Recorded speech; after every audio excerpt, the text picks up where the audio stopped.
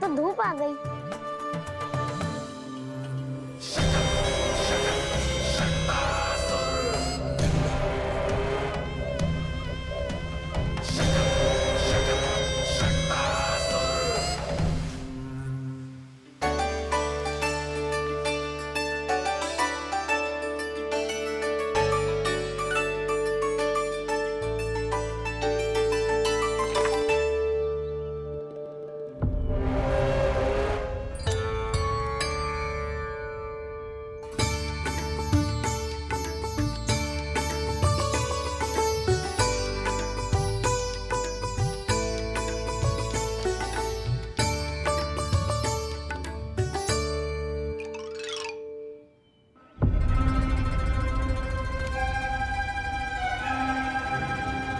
ये धूप तो बार बार आ रही है नीलमणि पर, किंतु ताई जी की बात भी माननी है।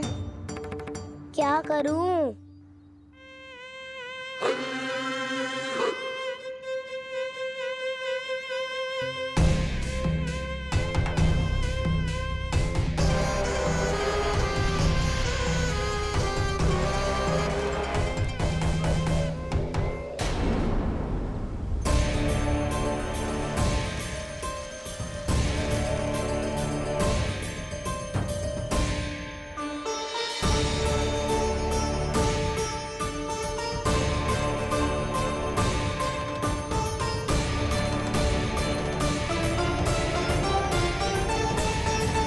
जे उज्जवल भी ना एक कार्य ठीक से ना कर सकता। कहाँ है लल्ला?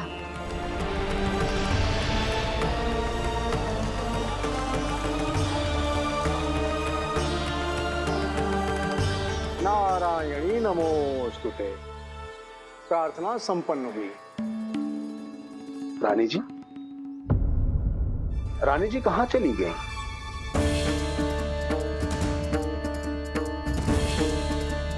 वो रहो, उज्जवल तो पक्की छाव में करती हुए है। मैं व्यर्थ ही क्रोधित हो रही थी। यशोदा, पूजा का संकल्प लेने के पश्चात ऐसे ऐसे उठकर जानो ठीक ना है।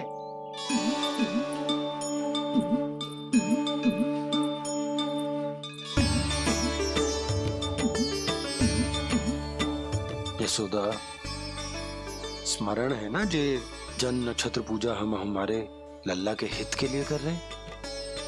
ओम सहनावतु सहनो भुनक्तु सह वीर्येण करवावहै तेजस्विनावधीतमस्तु मा विद्विषावहै। ओम भद्रं कर्णेभिः सूर्यां देवं।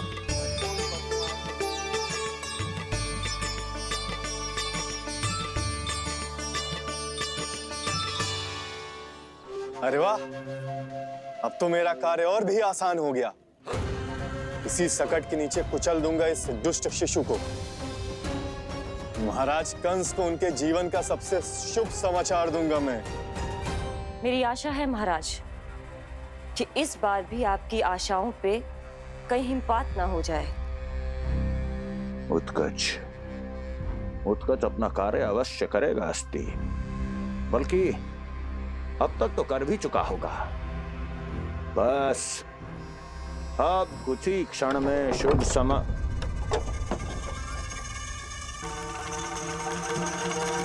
लो,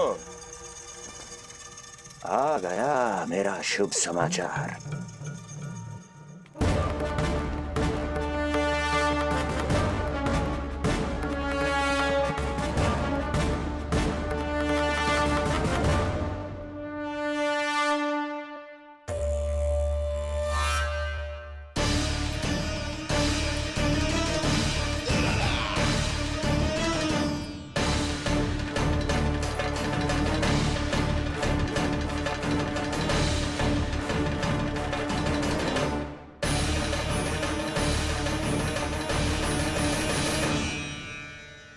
शुभ समाचार की प्रतीक्षा कर रहे थे आप, पर आया कौन? अपशगुन। देवकी, वसुदेव, तुम दोनों यहाँ कैसे? मथुरा नरेश, हम दोनों आपके पास एक विनती लेकर आए।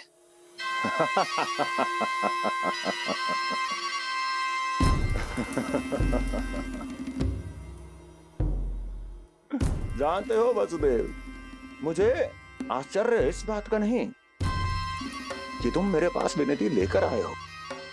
मुझे आश्चर्य इस बात का है कि तुमने ये सोच भी कैसे लिया कि तुम्हारी विनती यहाँ स्वीकार करी जाएगी। मैं जानती हूँ आपके हृदय के किसी कोने में हमारे बचपन की स्मृतियां अभी भी जीवित है। आपको स्मरण है, मैं आपकी वही बहन हूँ जिससे आप इतना प्रेम करते थे कि अपना सब कुछ। बस सीधा सीधा बोल, क्या चाहिए तुझे? अधिक कुछ नहीं महाराज। हम दोनों एक बार गर्ग ऋषि के दर्शन करना चाहते हैं। महल से बाहर जाना चाहते हैं ये। महाराज, इन्हें इतनी छूट देने की आवश्यकता नहीं है। पर आपको ये सुनकर अच्छा नहीं लगेगा महाराज कि आपकी बहन और आपका बहनोई आपसे कुछ छुपा रहे हैं। मेरे दुखों का भार मेरे सहन शक्ति से अधिक हो गया था, इसलिए बहुत साहस बटोर कर आई हूं। अपनी छोटी बहन की इस छोटी सी विनती को अस्वीकार मत कीजिए भैया।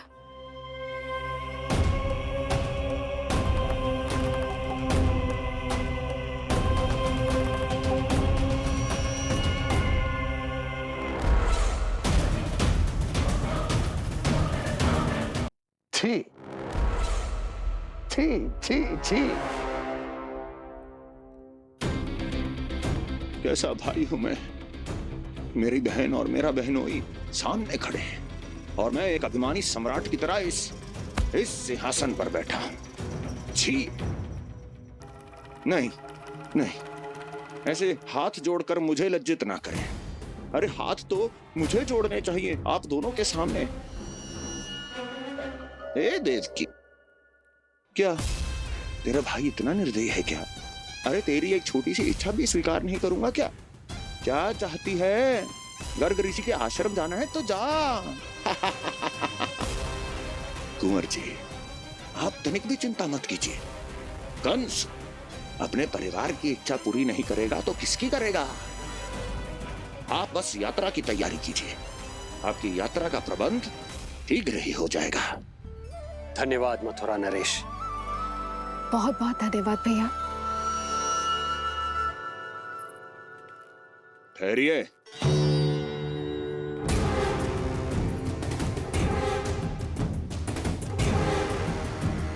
अरे आप दोनों को अकेले कैसे जाने दूं? चिंता रहती है मुझे। दसों दिशाओं में शत्रु हैं मेरे, कहीं कुछ अनहोनी घटित हो गई तो?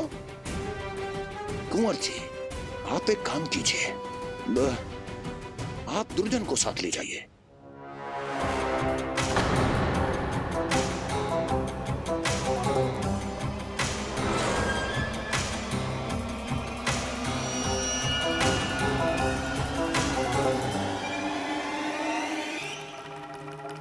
जो आ गया महाराज।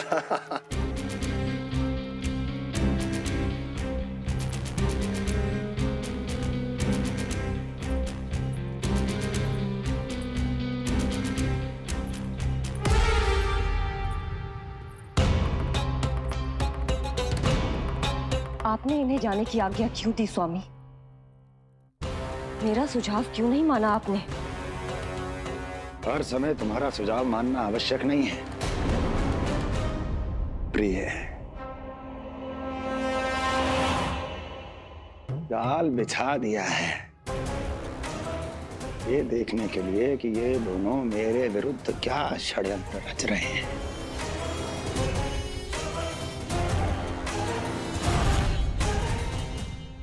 पूतना और सूक्ष्म बुद्धि की तरह मैं तेरे जाल में नहीं फंसूंगा विष्णु अवतार।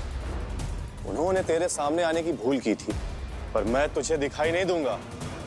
अदृश्य रूप में ही तेरा वध करूंगा।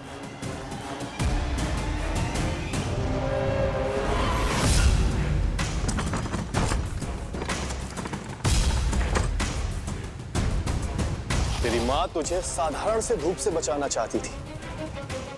क्या दशा होगी उसकी जब मैं तुझे इस सकट के नीचे कुचल दूंगा।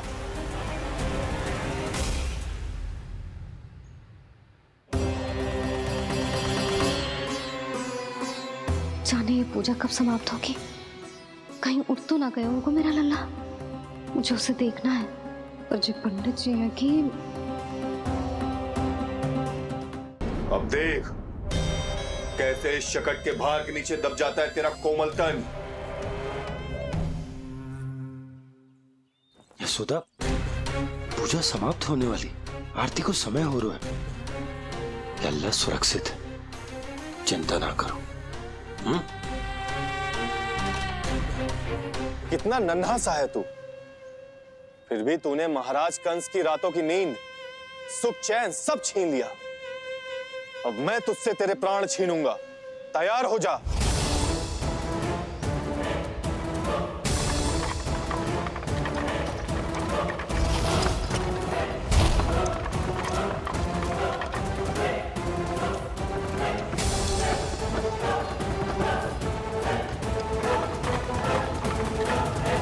ये क्या हो रहा है?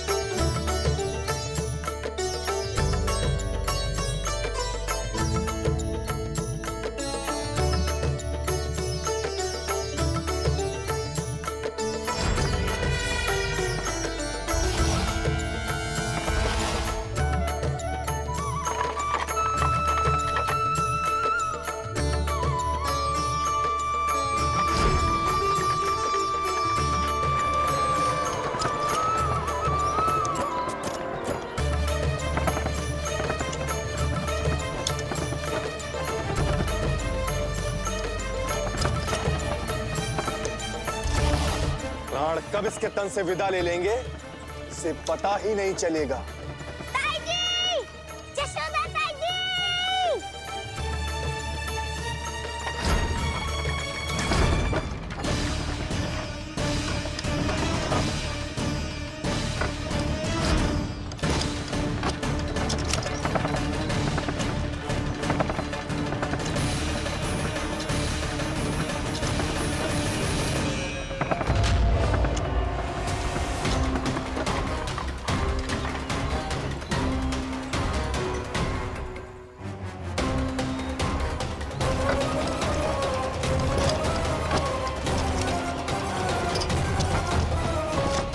निद्रा देवी, समय हो गया है।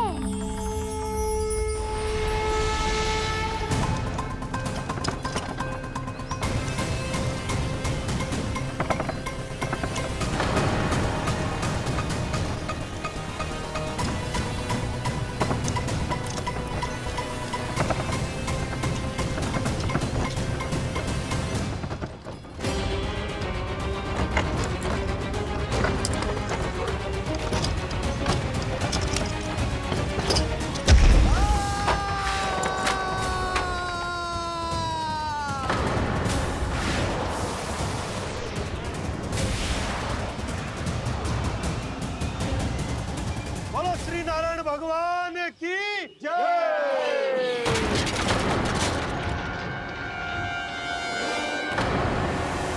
यशोदा ताई जी, जल्दी आओ।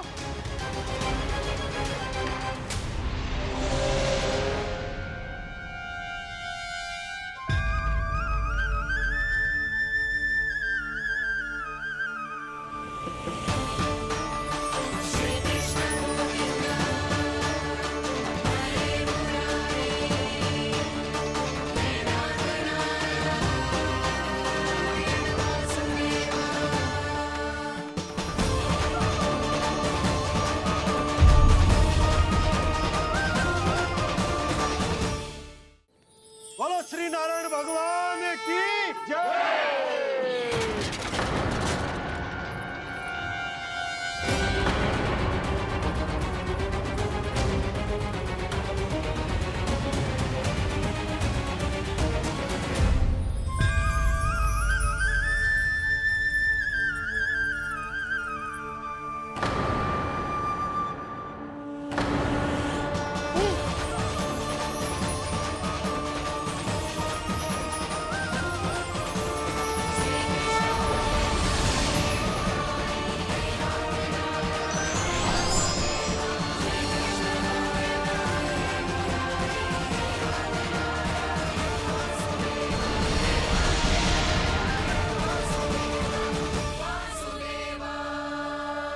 प्रभु,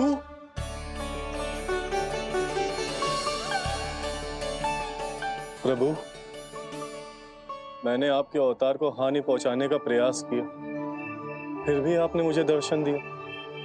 देने ही पड़े। तुम्हें मेरे चरणों का स्पर्श जो मिल गया, तुम्हें आश्चर्य हो रहा होगा। एक साधारण से स्पर्श से तुम्हें वो मिला जो बड़े से बड़े ऋषियों को भी कठिन से कठिन तपस्या के बाद भी नहीं मिलता। इसका उत्तर तुम्हारे अतीत में छुपा है। दैत्य हिरण्याक्ष के पुत्र के रूप में तुम्हारा जन्म हुआ था। शीघ्र ही तुम बहुत अधिक विशाल और असीम बलशाली हो गए थे, पर तुम अपनी शक्ति का प्रयोग अनुचित ढंग से करते थे। एक दिन तुमने महर्षि लोमस के आश्रम में बहुत ही उत्पात मचाया, हरे भरे वृक्षों को नष्ट कर दिया।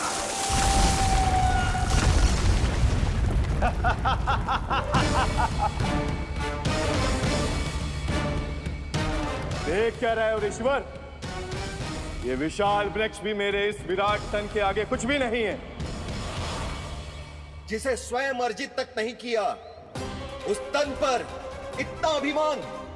तो सुन ले, जिनसे तेरा तन बना है, उन्हीं पंच तत्वों में इसी क्षण ये विलीन हो जाएगा। ये मेरा श्राप है तुझे, मेरा श्राप है तुझे।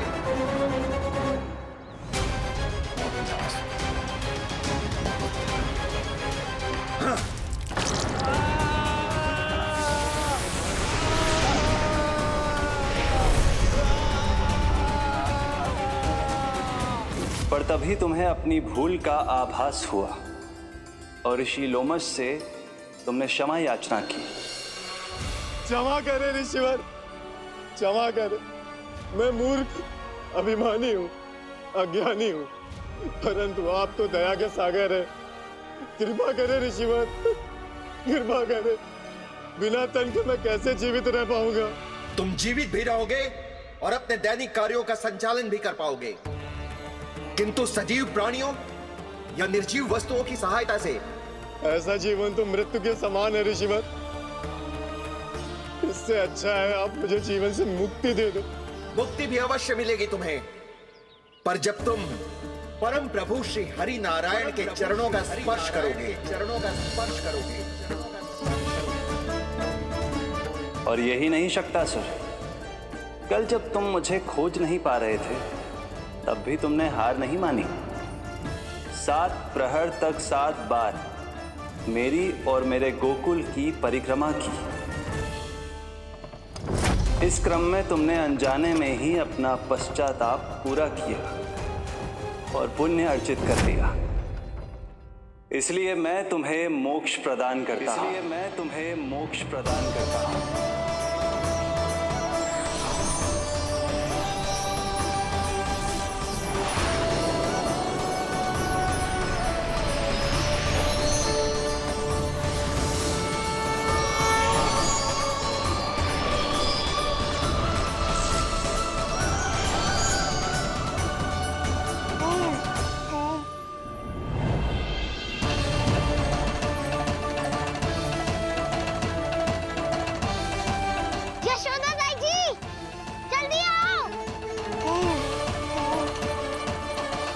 नीलमणि, मेरा लल्ला। लल्ला, तुझे कुछ हुआ तो ना है ना? तुम ठीक तो है ना? मेरा नीलमणि, मेरा प्यारा बच्चा।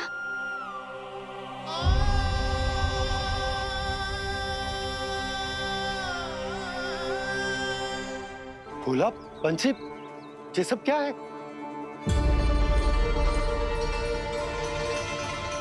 उज्जवल, ये किसने करो है? और देख, कहानी मत सुनाइयो। उज्जवल पुत्र, कैसे हुआ ये सब? किसने किया?